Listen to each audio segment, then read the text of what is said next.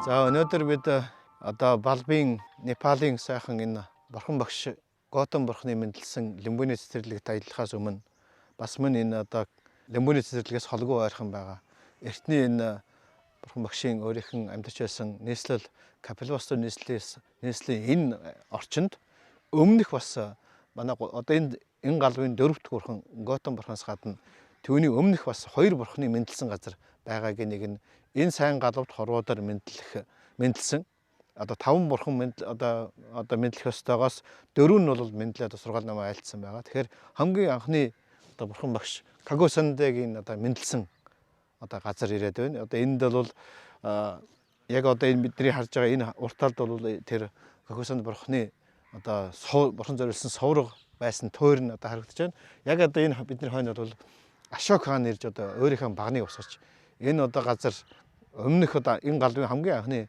бурхан болох Кагосанда бурханы мэндэлсэн газар гэдгийг тэмдэглэж одоо Ашок багнаа босгосны бас үлдэгдэл хэсэг нь одоо энд байна. Тэгэхээр бол энэ Балбын энэ нутагт ялангуяа монголчууд энэ одоо Лимбүний цэцэрлэг дээрч одоо дөрөвдөх бурхан Готом бурхан Шагжамүнэ бурханыхан мэндэлсэн газар ирж мөргөж залбирч бясалгал хийж буян хураахта бас мөн одоо энэ Капилбасто хотын одоо эртний одоо тойр байгаа газараас холгүй хүн бас байгаа. Энэ одоо хорвоод одоо энэ сайн галб заларсан хамгийн анхны бурхан Кагосанд бурханы мэндэлсэн газар ирж бас мөнтгөл зөөлж тийм ээ мөргөж залбирч бас энэ газар ирж одоо бясалгал хийж буян хураах сайхан боломжтой газар байна. Тийм учраас энэ бол энэ нэгдүгээр эртний соврог байгаа. Өөрөөр Кагосанд бурханд зориулсан соврог байсан байх. Дээрээс нь Ашок хаанаас нэмж одоо улам том өргөсгөөд Ашок хаан яг энэ газар тэмдэглэж өөрийнхөө Ашок баг нь босгосон.